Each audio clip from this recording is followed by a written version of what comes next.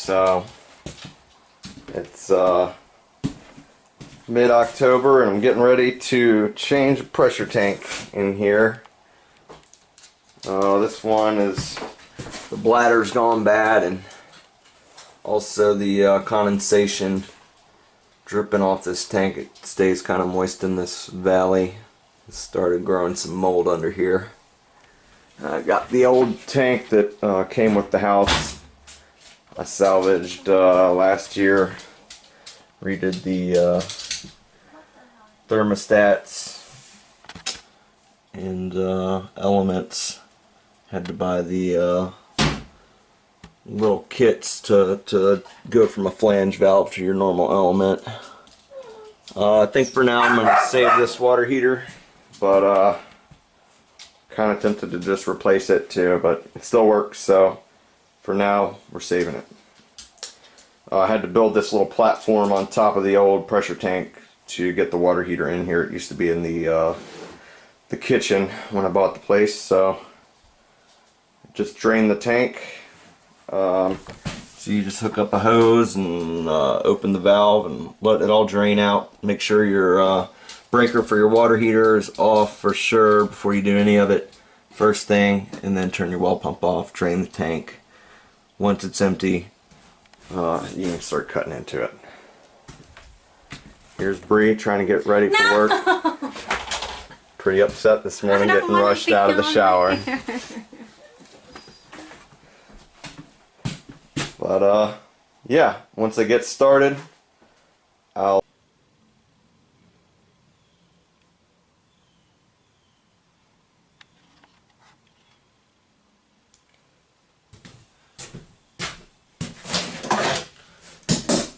Alright, first thing is the PEX straps.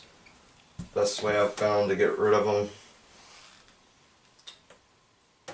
Just clip both ends.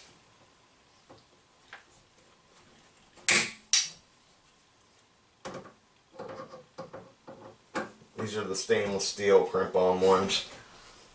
And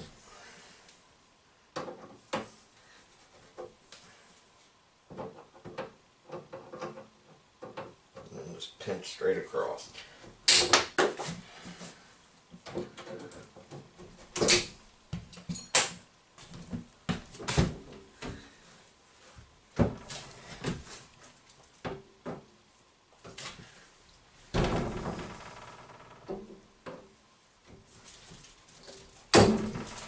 You could also use a Sawzall or a grinder, but this isn't perfect, but it does work.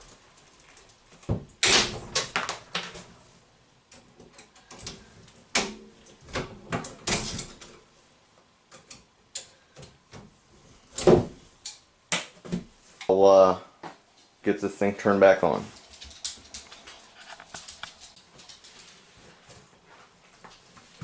I guess I forgot to mention, if you release the pressure relief valve, it'll help all the water flow out.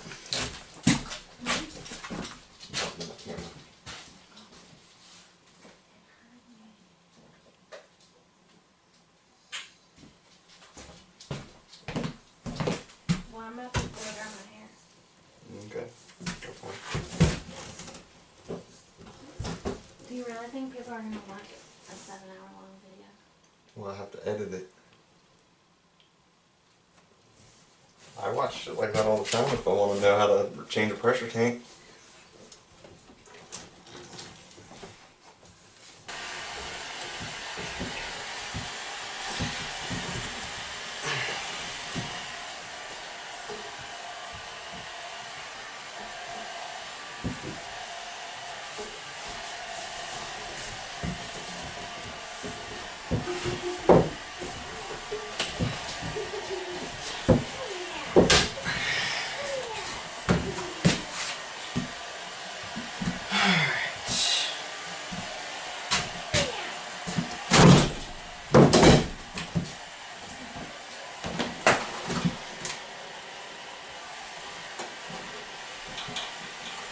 Taking a while to drain.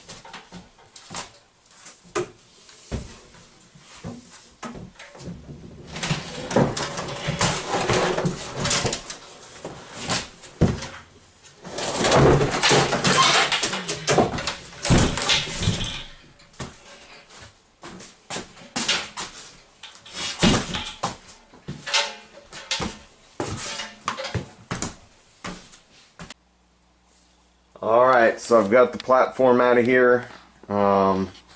Disconnected the well pressure switch.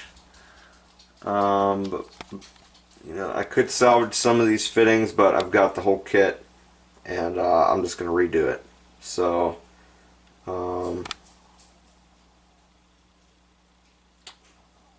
think my point of attack is just going to be sawzalling this old one off, because it's going to look like a nightmare to actually take off.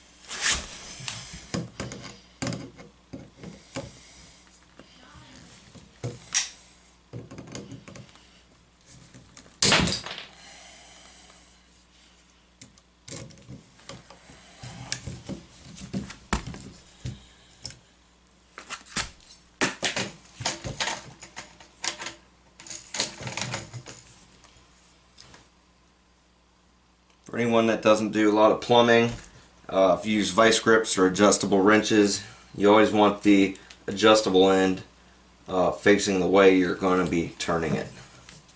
That's how they get grip.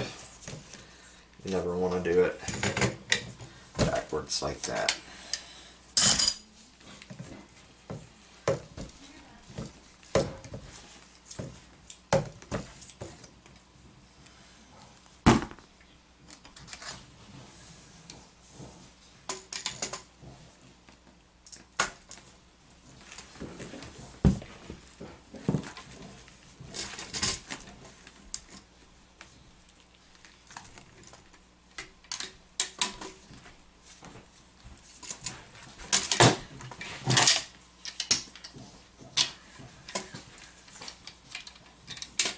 Don't you be showing the world your butt crack.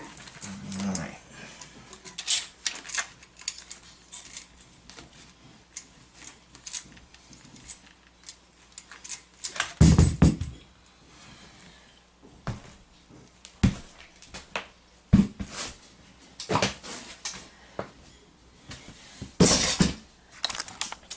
Alright, so as you can see, it's pretty nasty. We've got some black mold, spray foam, old insulation. I'm going to clean all this up and use some mold killer on the mold, and cover it up with some linoleum towels. Alright everyone, so this is some concrobium that I got at Home Depot. Kind of had a lot of mold issues when I bought the house, and yeah, it doesn't have any VOCs like bleach. I'm sure it's not great for you if you get it on you or inhale it. They sell foggers you can fill up to fog your home if you have major problems. I did that when I bought the place, but this area was never treated with it. So for this small area, I'm just going to pour it on and sweep it around and let it dry.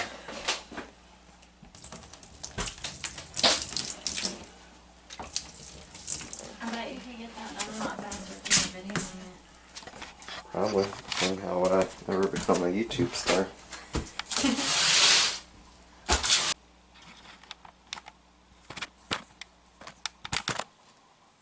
Alright, so got the mold killer on there. Let that kind of dry out as long as I could, but I'm on a quick schedule trying to get the water back on this evening. So, you know, part of the reason that mold's there is just because that's untreated plywood, and condensation just built up on the tanks in the summer and slowly dripped down there and molded the plywood. So, bought these cheap linoleum tiles. You just peel and stick them.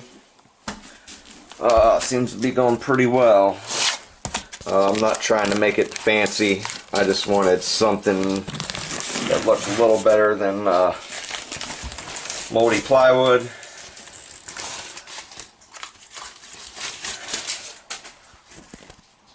And you just peel that backing off.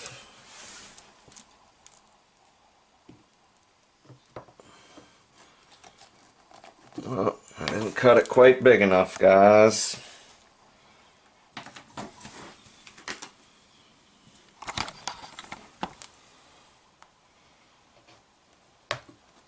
It's a little better.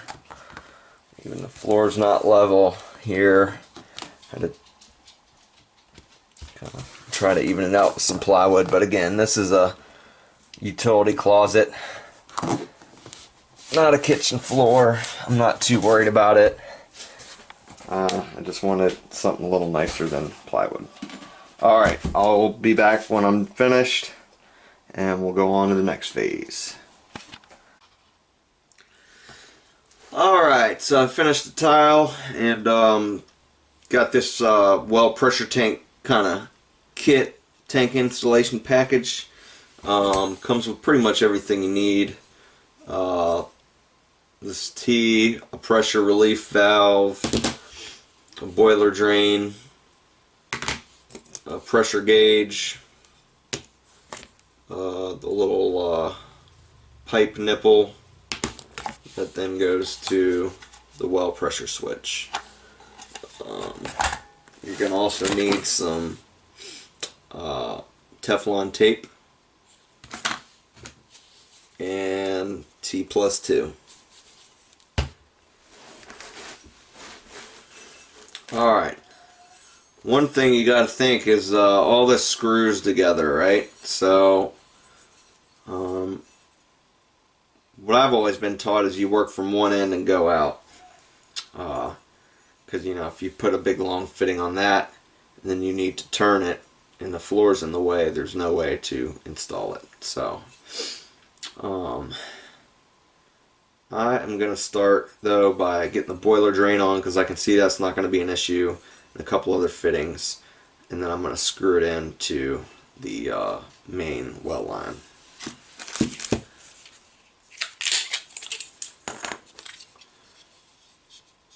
So one thing to know about this tape, it's directional. It's got to go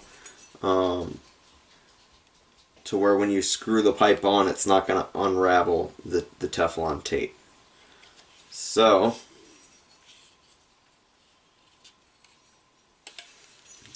you basically want to start it in that direction, is the way I think of it.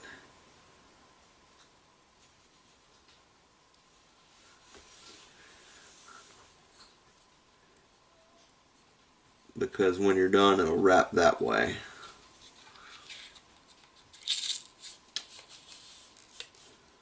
It's kind of hard to do this, but once you get one wrap, it should hold pretty good. Just keep some constant pressure on it. Do about 3 wraps.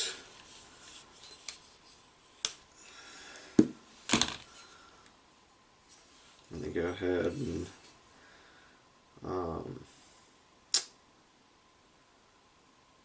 do that as well to the boiler drain.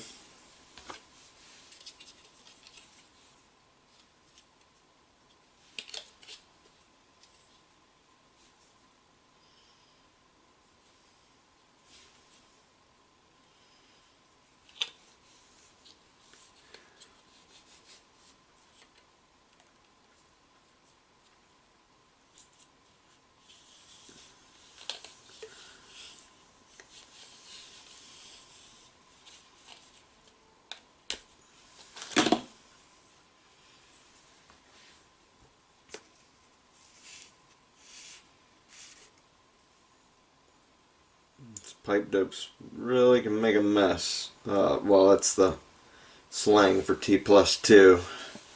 But Teflon tape's not enough. You then want to also put on the T plus 2. And you spread it in that same direction that you'd be screwing it in, as to not unravel the tape.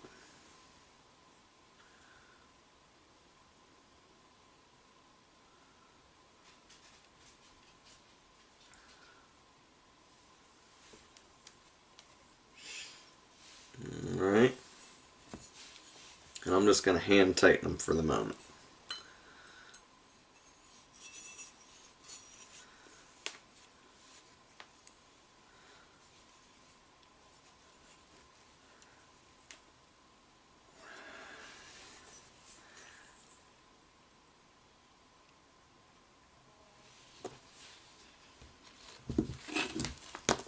Actually, I'm just going to go ahead and tighten them.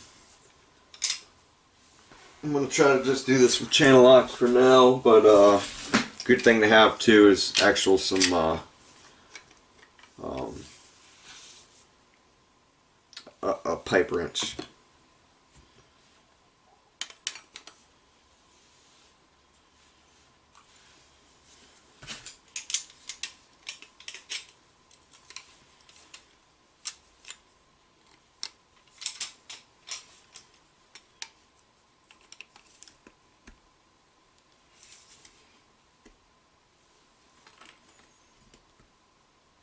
And just try to, you want it tight, but you don't want to over tighten it.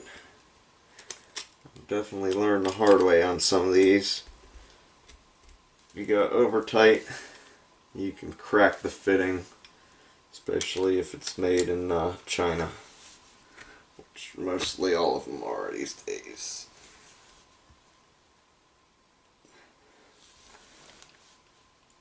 I'm going to leave it like that to where the boiler drain will be slightly facing down once it's screwed in.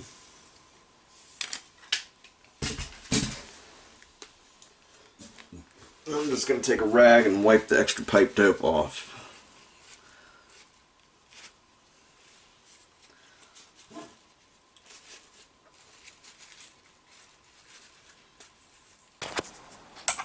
Alright, so what happened is I over tightened the little setup there into that PVC female adapter and cracked it. So had to run out to Home Depot, and while I was there I just couldn't help myself. I said, well, thing's still working, but while I'm doing all this, why not just go for it? So took the old Home Depot card and got a brand new water heater. It's getting late now. Hopefully I've got all the fittings. Every time I end up doing plumbing work, it takes several trips to the store. But yeah, this is it. One thing I've noticed, where my main line come in before was pretty up high, whereas this pressure tank, the fitting is low, really low. I assume if I had more fittings I could plumb it up differently, but I didn't realize that till just now.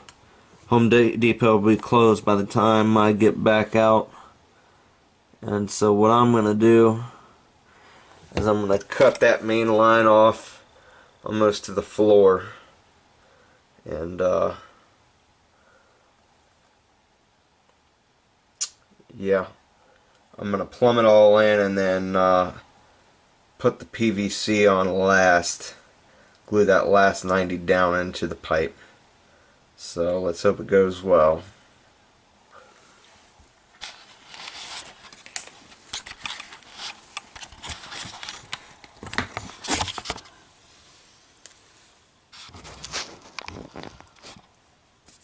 One thing you always want to remember is to use the purple primer with all your PVC connections. That's the primer and cleaner, and then use the cement. I've already pre-primed my fittings with the purple primer. You don't have much time at all when it's time to glue, so you got to be pretty ready to go. So what I'm going to do now is get all these fittings together and get ready to glue that joint.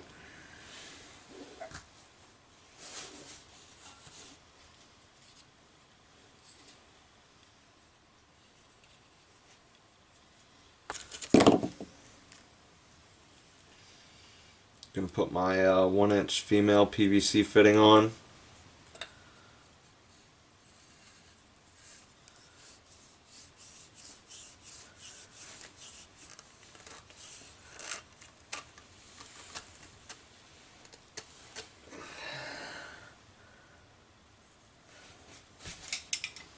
Try not to crack it this time.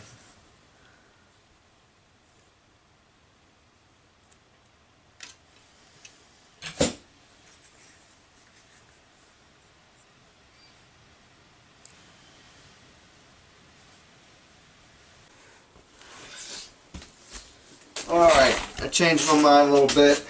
I decided to put this thing up on blocks. It just didn't seem right to have it so close to the floor. I don't want to cut the main line that low because my crawl space is almost inaccessible, and if I ever had to redo anything, I'd have to, you know, cut that coupling off and crawl under the house to replumb it.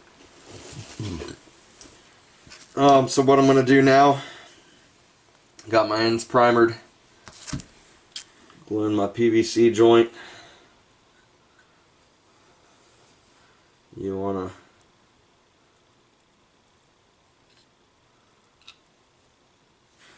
wipe both ends with glue.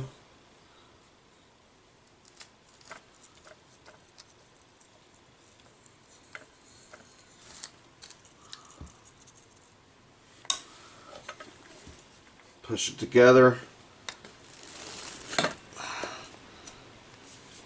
Give it a good quarter turn or so and hold it tight for, 30 seconds or so.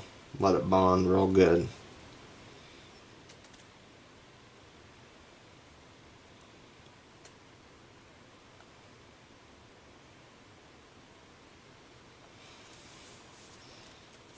Alright.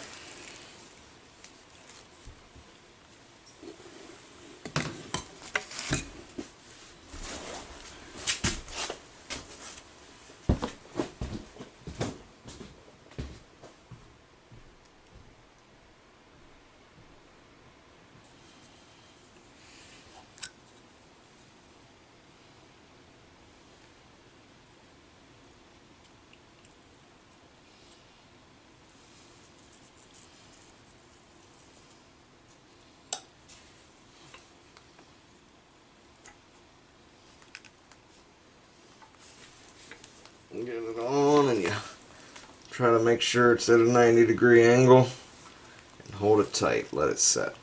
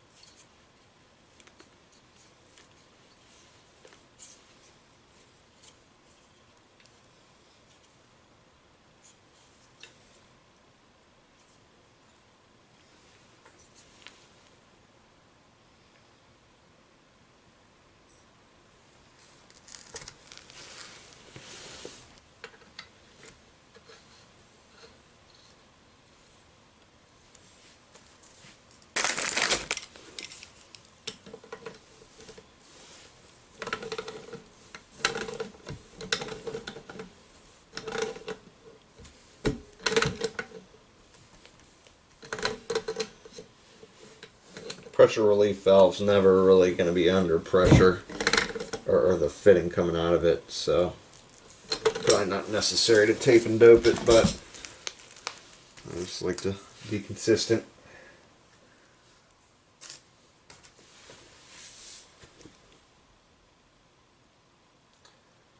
So that is pretty much it.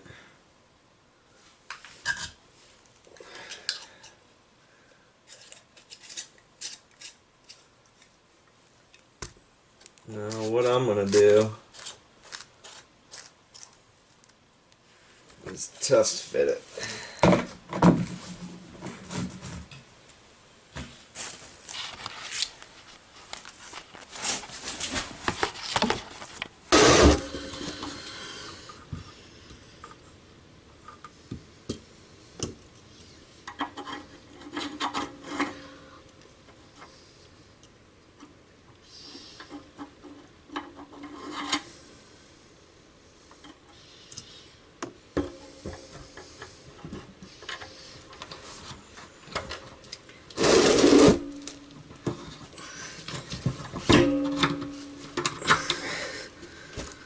There it is. I don't know why they give you two of these unless I'm missing something.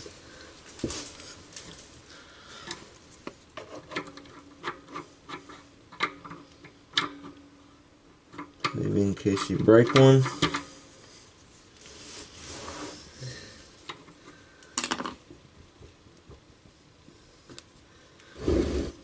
Alright.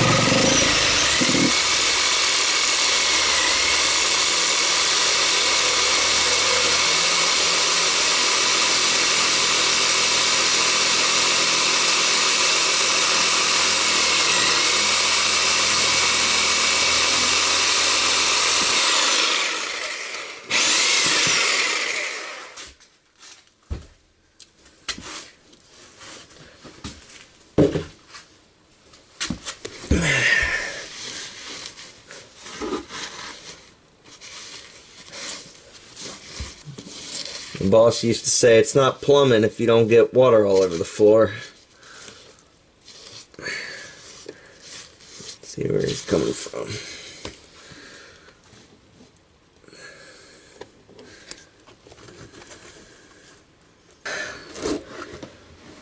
Where things gotta get precise.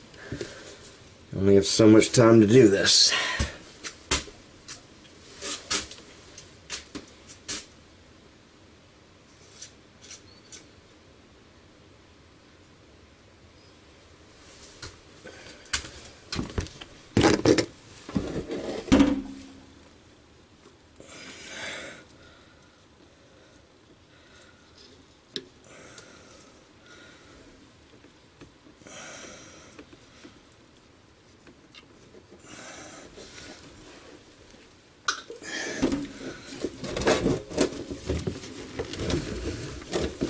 Oh, God damn it.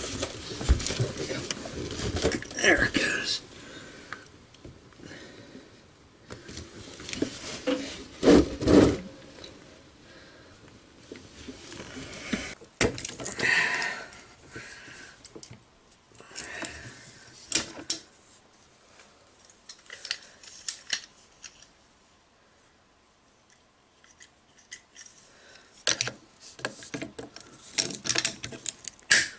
These cutters desperately need a new blade.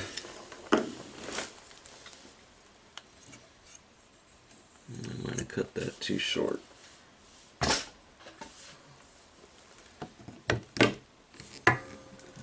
That'll probably work.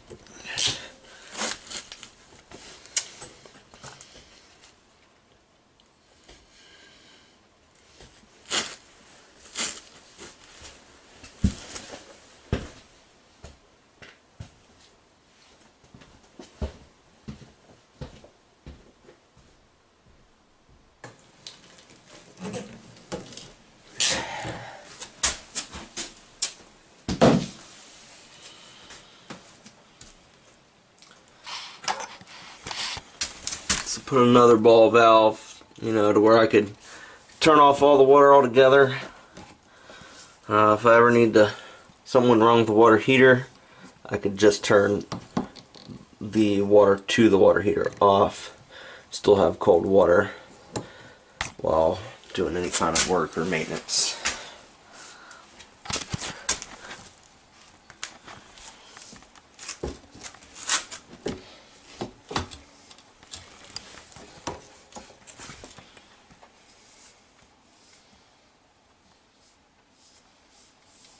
Alright, so now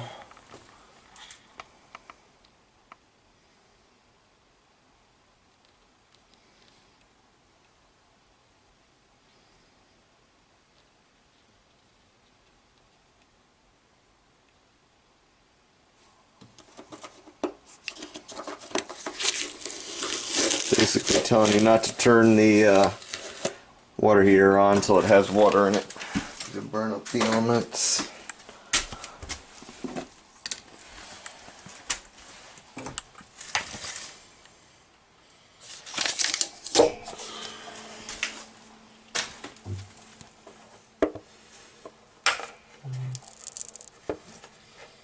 Guessing one of these would be the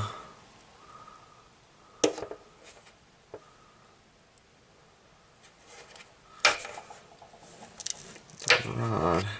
I'll worry about that some other time.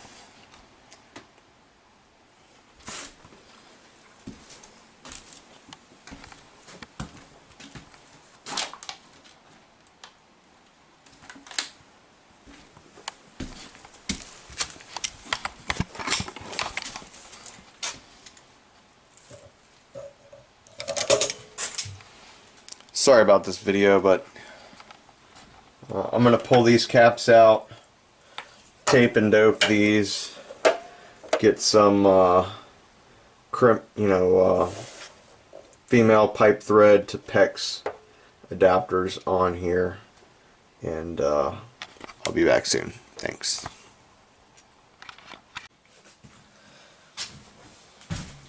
Alright guys, I'm making the last few connections, and we're gonna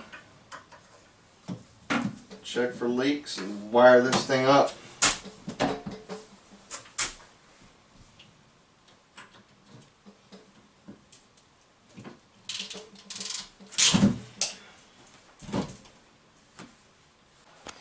Alright, the plumbing is done. Got cold in, hot out. Got a ball valve on the hot out. Got a ball valve on the cold in.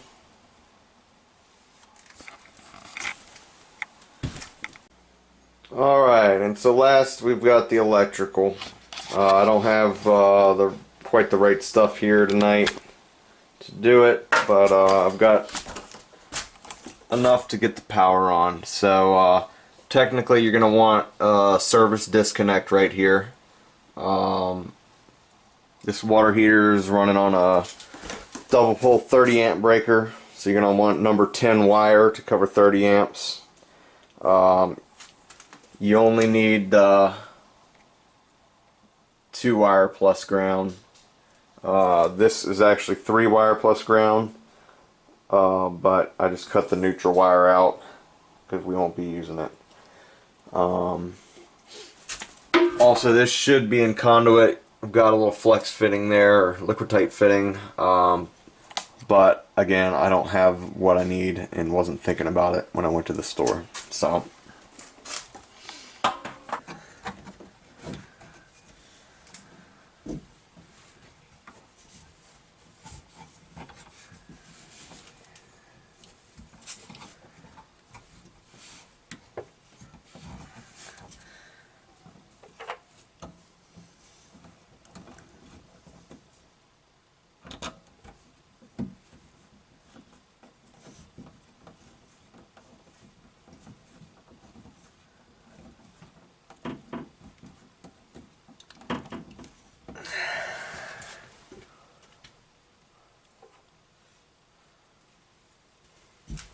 anytime somebody stripes a white wire black like that, It's to indicate that it's not a neutral anymore, that it's a hot wire.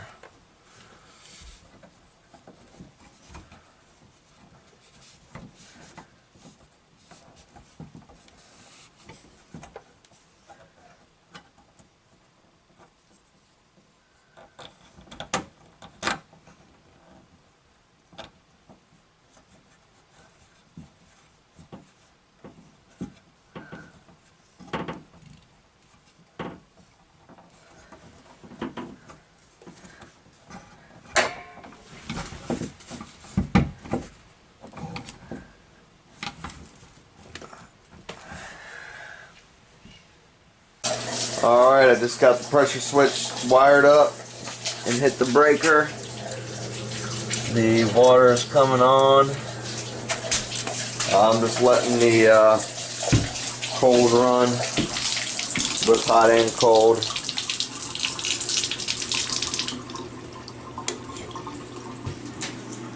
Try to release some of the air from the lines.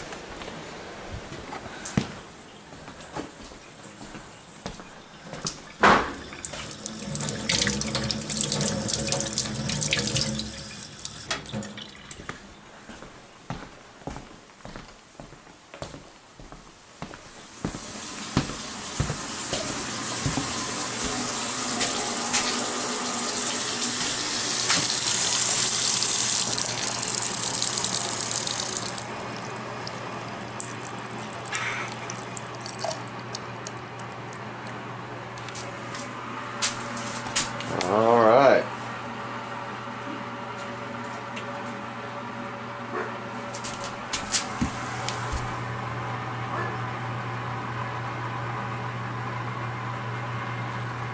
Pressure's going up. It should cut off around 50 psi.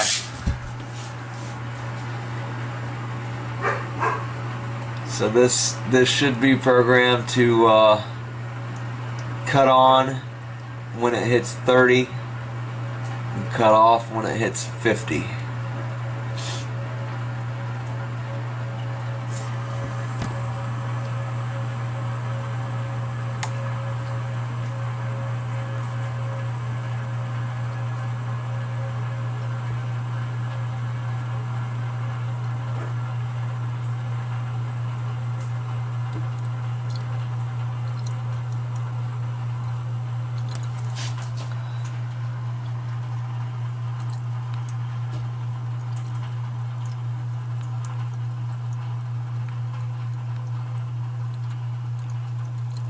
Huh.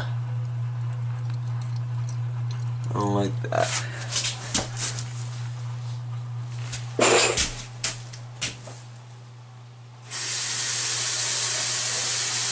I'm going to open this valve or let some pressure up. There it goes. So wow.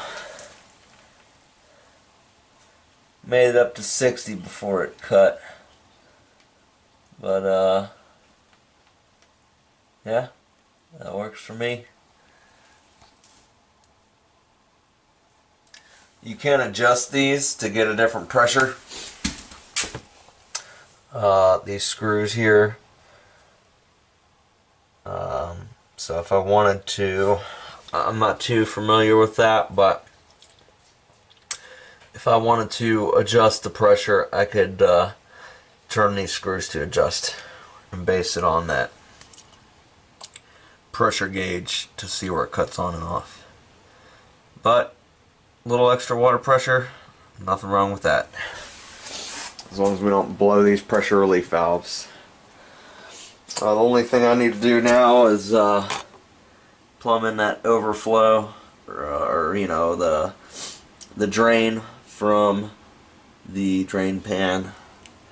But that's gonna be for another day.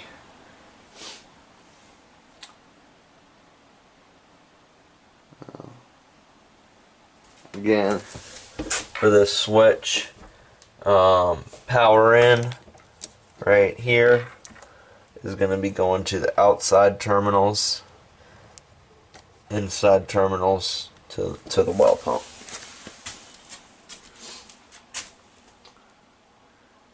Thanks for watching.